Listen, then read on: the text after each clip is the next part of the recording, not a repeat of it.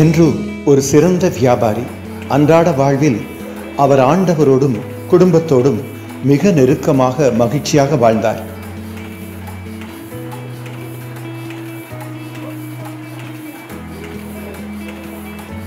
தான் தன்னுடைய வியாபாரத்துக்கு அளவுக்கு அதிகமாக நேரத்தை செலவிட்டதால் கடவுளை விட்டும் தன் குடும்பத்தை விட்டும் தான் மிக தூர போய் இருப்பதை உணர ஆரம்பிக்கிறார்.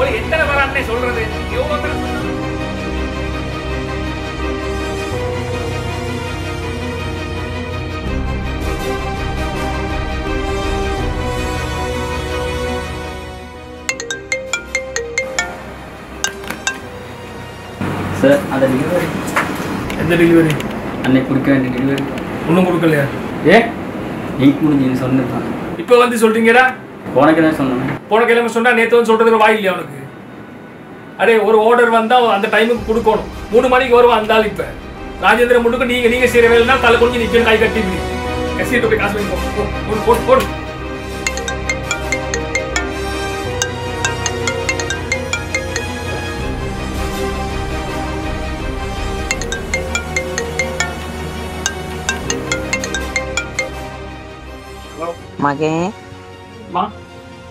மகன், யார் நம்பர் இது? உங்க செல்லுக்கும் கால் எடுத்தேன். ஆமா, எத்தனை தடவை சொல்லியிருக்கேன் வேலை டைம்ல ஃபோன் பண்ண வேணாம்.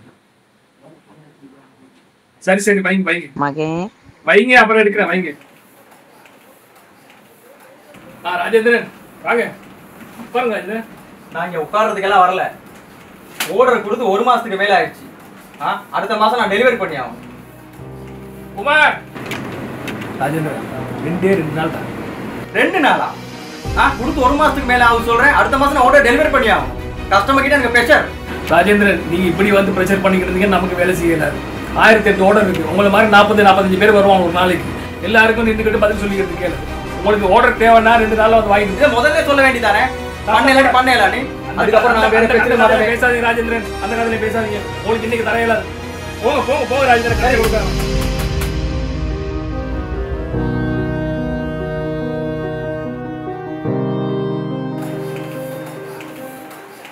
ஒரு நாள் வியாபாரம் முடிந்து வீட்டுக்கு திரும்பிய அன்று தான் தன் குடும்பத்தையும் இறைவனையும் விட்டு விலகி இருப்பதை உணர்ந்தார்.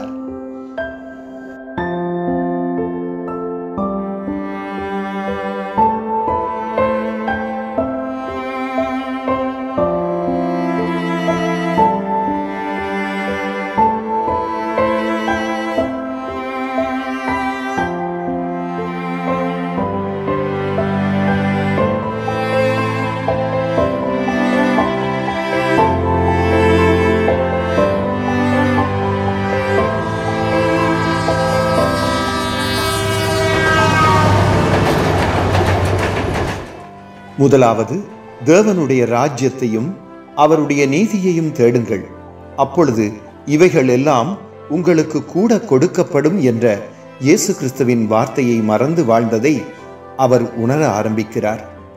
இயேசு கிறிஸ்து தன்னை எவ்வளவாக நேசிக்கிறார் என்பதை அவர் நினைத்து அவருக்கு நன்றி சொல்ல ஆரம்பிக்கிறார்.